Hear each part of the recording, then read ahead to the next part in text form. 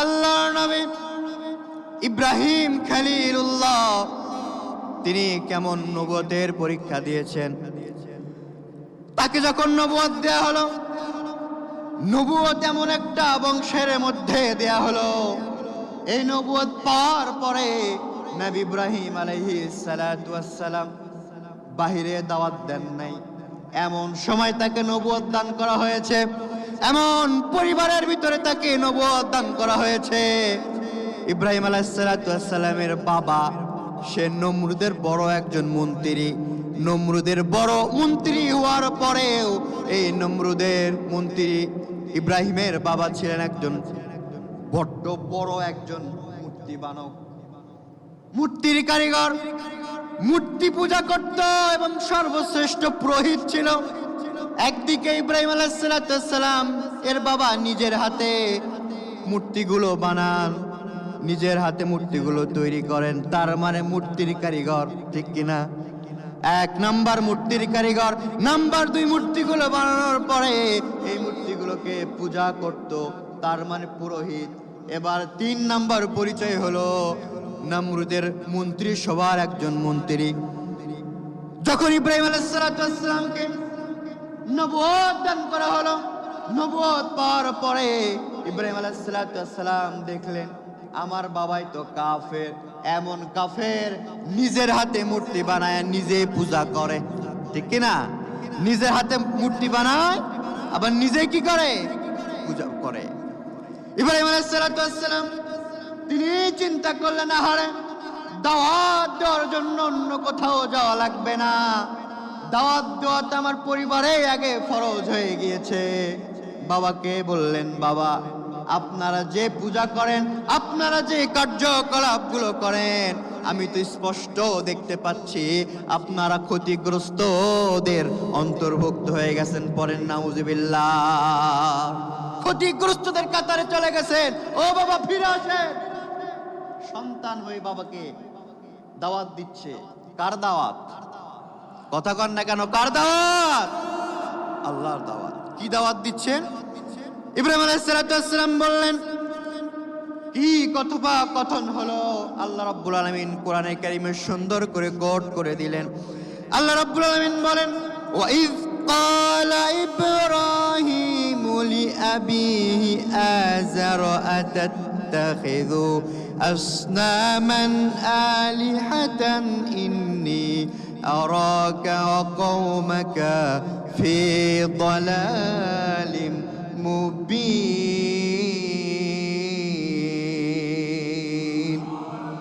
দেখেন নবী ইব্রাহিম আলাইহিস সালাম বাবা আজরের সাথে কি বলছেন?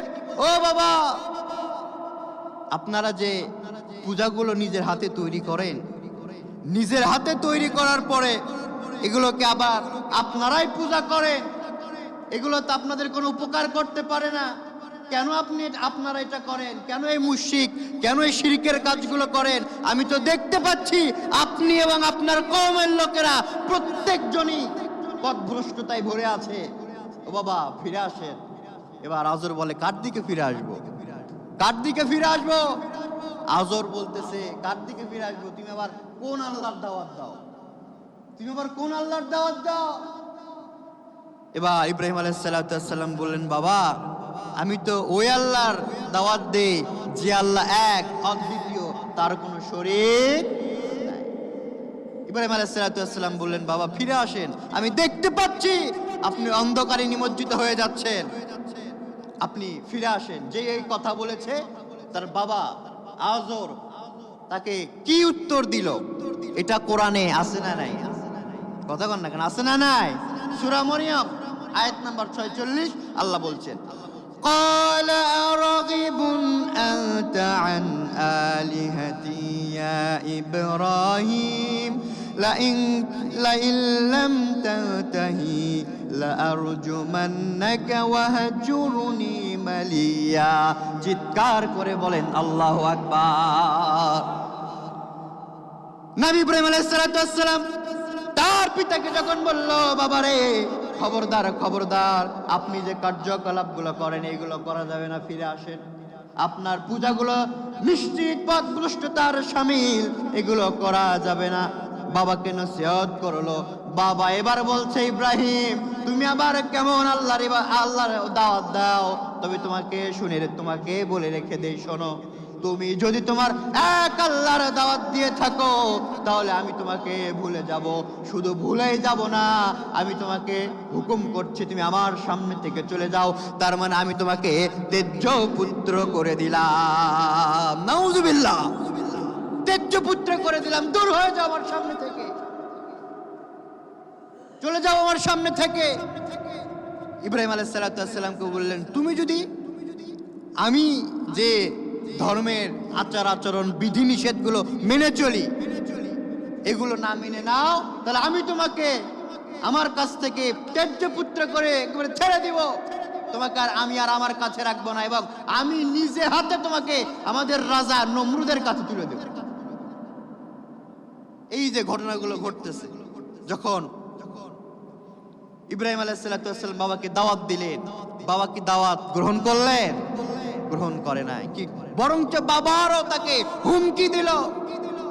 সুতরাং আগে এখান থেকে আমাদের শিক্ষা হলো, আপনি যখন দাওয়াত দিতে যাবেন, এমনও হতে পারে আপনার পরিবারের লোক, আত্মীয় স্বজনের লোক বলবে দরকার নাই এমন দল করার, যে দল করলে মাথা বের করা যায়, ঠিক কিনা? সম্মানিত হাজিরিন, সম্মানিত উপস্থিতি, দেখেন ইব্রাহিম আলাইহিস সালামকে বলা হলো, তুমি যদি আমার কথা না শোনো তোমাকে আমি তেজ্য পুত্র করে দেব, তোমার কোনো দায়িত্ব আমার কাছে থাকবে না। ইব্রাহিম আলাইহিস সালাম তিনি কি ভয় পেয়ে তার দাওয়াত থেকে 1 ইঞ্চি পরিমাণ সরে এসেছে? আসে নাই, বরং তিনি তার কথাগুলো আরো সুন্দর করে বলতেছে। এই কথাগুলো নমরুদের কাছে চলে গেছে। ইব্রাহিমের বাবা আজর নিজে নমরুদকে সব কিছু বলেছে। বলার পরে এবার নমরুদ বলতেছে, যাও তোমার সন্তানকে ধরে নিয়ে আসো, তোমার সন্তানকে ধরে নিয়ে আসো।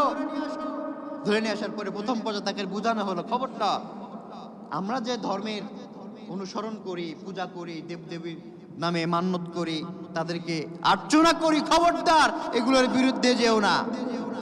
ইব্রাহিম আলাইহিস সালাম চুপচাপ শুনে চলে আসলেন। তিনি এবার চিন্তা করলেন, আমি বলেছিলাম যে ইব্রাহিম আলাইহিস সালামের ঈমানি পরীক্ষা কয়টা বলবো? কয়টা? 10টা। 1 নাম্বার ছিল নবুয়তের পরীক্ষা। দেখেন, নবুয়ত দেওয়ার পরে তাকে পরীক্ষার জন্য বলা হলো, যাও তুমি তোমার বাবাকে দাওয়াত দাও। 1 নাম্বার ছিল নবুয়তের পরীক্ষা। নাম্বার 2 বুদ্ধিভিত্তিক পরীক্ষা, তার চিন্তা শক্তির পরীক্ষা। কেমন চিন্তা শক্তির পরীক্ষা?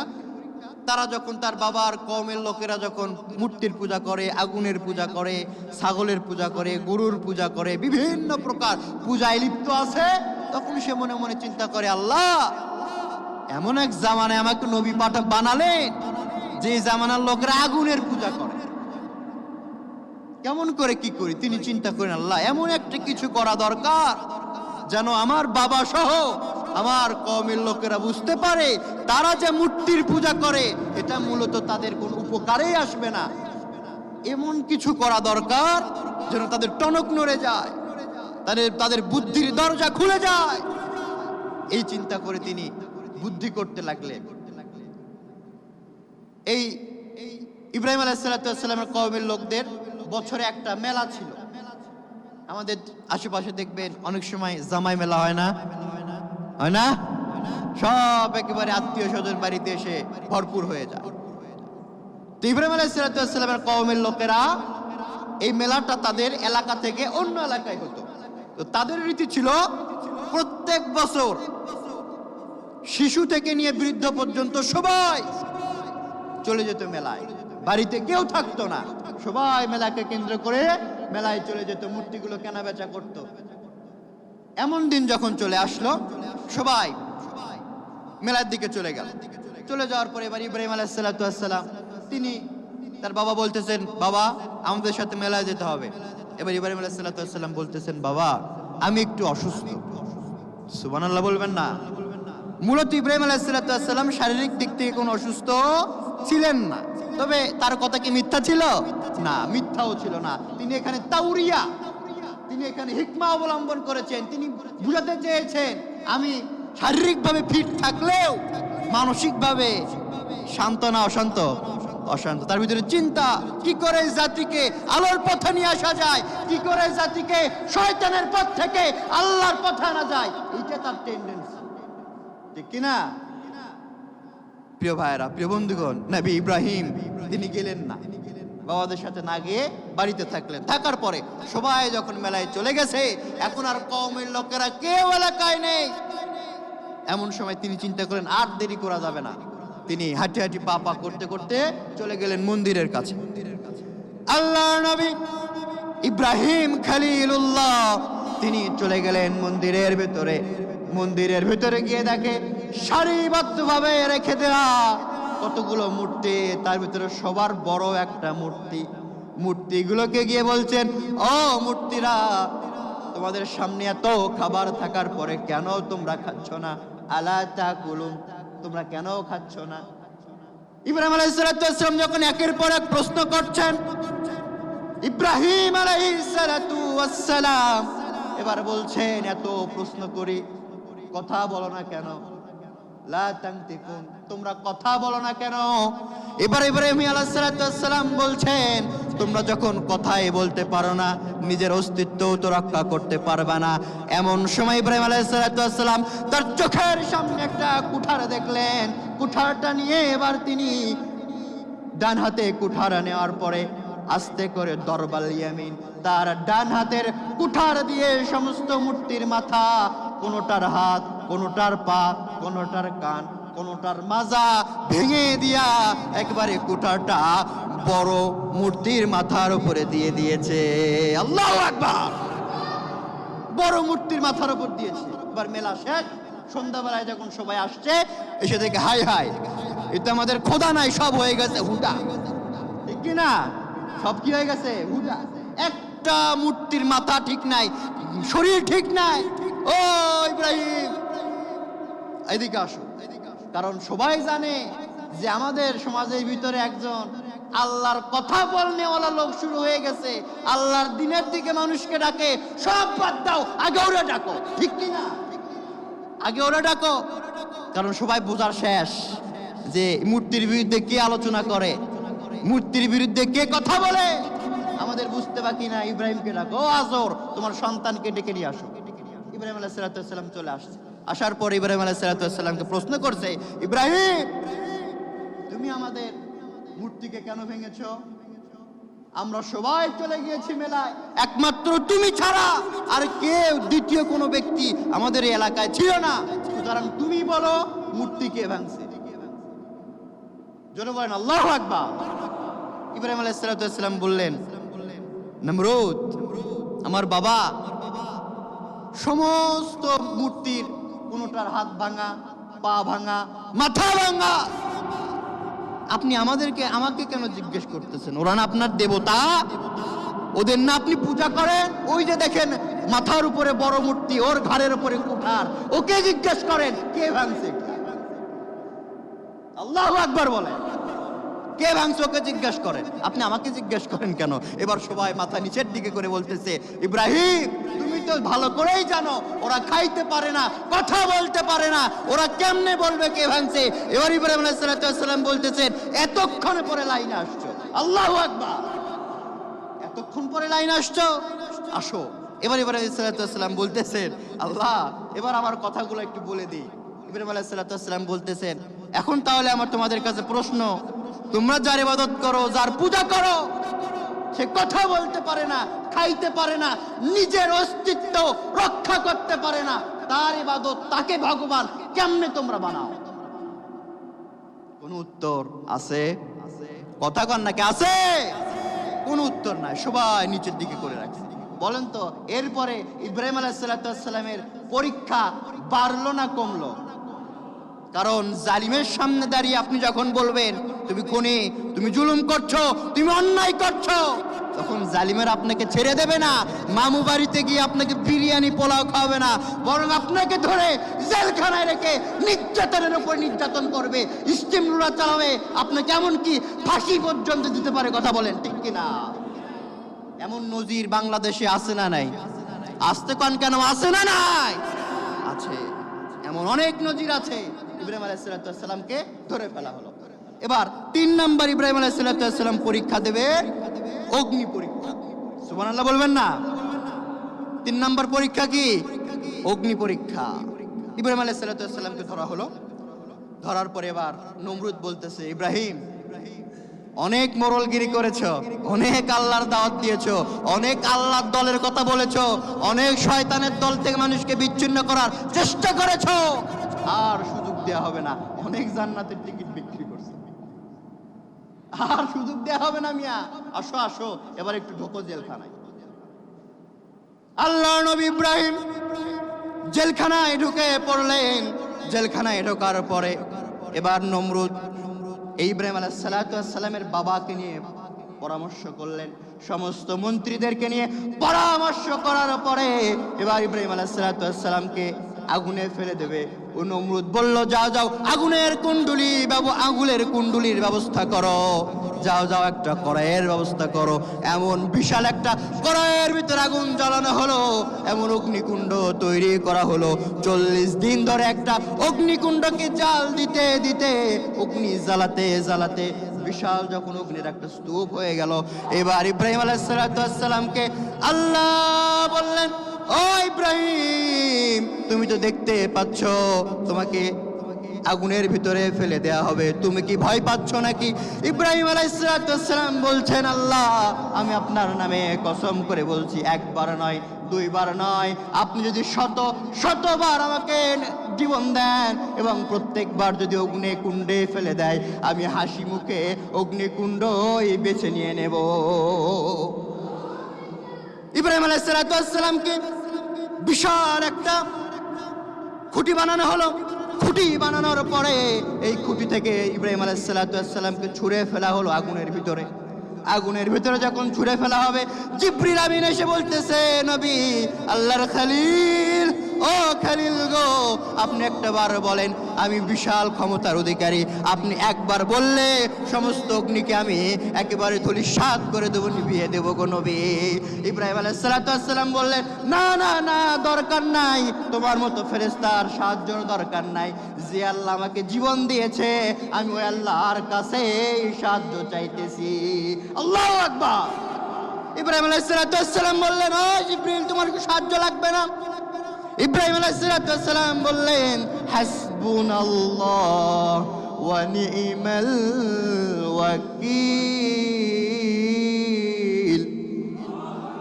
ইব্রাহিম আলাইহিস সালাম বললেন, আমি আমার আল্লাহর উপরে ভরসা করলাম, আস্থা রাখলাম, দরকার নাই তোমার সাহায্য।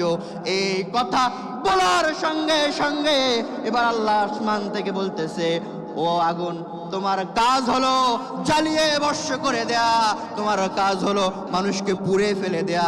এমন পুড়ে ফেলে দেবে, একবারে আঙ্গার করে ফেলে দেবে, ছাই করে ফেলে দিবে। কিন্তু আমি তোমাকে আজকে অর্ডার করে দিলাম, খবরদার খবরদার, তোমার ভিতরে দুনিয়ার সাধারণ কোনো মানুষ যায় নাই, তোমার ভিতরে দুনিয়ার সাধারণ কোনো নবী আসে নাই, আমি আমার বন্ধুকে পাঠিয়েছি। সুতরাং তোমার এখন কাজ যে উদ্যোগ আমি পুড়িয়ে ফেলা, এটা আমি নিস্তেজ করে দিলাম। তোমার কাজ আমি কি করে দিলাম? আল্লাহ রাব্বুল আলামিন বলছেন, কুল ইয়া নারু কুনি বারদাও ওয়া সালামুন আলা ইব্রাহিম। আল্লাহু আকবার। ইব্রাহিম আলাইহিস সালাম কি বলা হচ্ছে, ও ইব্রাহিম, টেনশন করো না, আমি আগুনকে অর্ডার করে দিয়েছি। ও আগুন, খবরদার খবরদার, আমার অর্ডার হলো তুমি আজকে পুড়িয়ে ফেলতে পারবা না। আমার অর্ডার দিয়ে দিলাম, তুমি একেবারে এমন একটা আবহাওয়া তৈরি করে ফেলে দাও যেখানে আমার নবী ইব্রাহিম আরামদায়ক অবস্থায় থাকবে। আল্লাহু আকবার। ইব্রাহিম আলাইহিস সালামকে ছুঁড়ে ফেলা হলো। ছুঁড়ে যখন ফেলা হয়ে গেল, ইব্রাহিম আলাইহিস সালাম দেখেন তার একটা পশম পর্যন্ত পড়ে না। আল্লাহু আকবার। ইব্রাহিম আলাইহিস সালামকে পরে তার নাতিপুতিরা জিজ্ঞেস করেছিল, ও নবী ইব্রাহিম, আচ্ছা বলেন তো আপনার জীবনে সবচেয়ে শান্তিদায়ক দিন, শান্তিদায়ক মুহূর্ত কোনটা ছিল? এবার নবী ইব্রাহিম বলছে, ও আমার নাতি পুতিরা, তোমরা শোনো, আমার জীবনের সবচেয়ে শান্তিদায়ক মুহূর্ত হলো ওই দিন যে দিন নমরুদ আমাকে আগুনে ফেলে দিয়েছিল। আল্লাহু আকবার। ইব্রাহিম আলাইহিস সালামের 3 নাম্বার পরীক্ষা হলো তিনি অগ্নি পরীক্ষা দিয়েছেন। ইব্রাহিম আলাইহিস সালামের 4 নাম্বার হলো অগ্নি পরীক্ষা দেওয়ার পরে তাকে দেখলো পুরলো না। এবার ইব্রাহিম আলাইহিস সালামকে ছেড়ে দেওয়া হলো। ছেড়ে দেওয়ার পরে 4 নাম্বার পরীক্ষা, ইব্রাহিম আলাইহিস সালামকে বাধ্য করা হলো এলাকা ত্যাগ করে অন্য এলাকায় হিজরত করা। সুবহানাল্লাহ বলবেন না? এখান থেকে আমাদের শিক্ষা হলো, যারা ইসলামী আন্দোলনের কর্মী হবে, যারা আল্লাহর দ্বীনের কর্মী হবে, যারা এক আল্লাহ রসুলের পক্ষে দাওয়াত দেবে, তারা ঘরে থাকতে পারবে না, রাতে ঘুমাতে পারবে না, তাদেরকে হিজরত করা লাগতে পারে, এমনকি কবরের ভিতরে গিয়ে শুয়ে থাকা লাগতে পারে। কথা কোন ঠিক কিনা? এমন নজির বাংলাদেশে আছে না নাই? অসংখ্য আছে। বাড়িতে ঘুমাতে পারে নাই, রাত্রিবেলা ঘুমাবেন, দরজায় এসে কিরামন কাতিবিন আপনাকে ছো মেরে তুলে নিয়ে চলে গেছে। আপনি সকালবেলা ঘুম ভেঙে দেখতেছেন 14 শিকের দেওয়াল। প্রিয় ভাইরা, তাহলে 4 নাম্বার, ইব্রাহিম আলাইহিস সালাম নিজের বাবেল শহর ত্যাগ করে চলে গেলেন। তিনি প্রথমে চলে গেলেন মিশরে। মিশর যাওয়ার পথে বাবেল থেকে চলে গেলেন।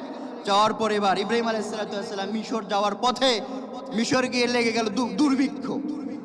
সেখানে প্রচন্ড দুর্ভিক্ষ থাকার কারণে ওখানে বেশি দিন থাকতে পারলেন না। এই মিশর থেকে ইব্রাহিম আলাইহিস সালাম তার স্ত্রী সারা আলাইহিস সালামকে নিয়ে চলে গেলেন এবার ফিলিস্তিনে। ফিলিস্তিনে থেকে যখন রওনা হবে, মিশরের রাজা ছিল একজন জালিম শাসক। এই মিশরের রাজা ইব্রাহিম আলাইহিস সালামের যে স্ত্রী ছিল, এই স্ত্রী 2 নাম্বার বিশ্ব সুন্দরী। সুবহানাল্লাহ বলবেন না? এই পৃথিবীতে হাওয়া আলাইহিস সালাম সবচেয়ে 1 নাম্বার সুন্দরী। হাওয়া আলাইহিস সালামের পরেই ইব্রাহিম আলাইহিস সালামের স্ত্রী সারা আলাইহিস সালাম, তিনি হলেন 2 নাম্বার সুন্দরী।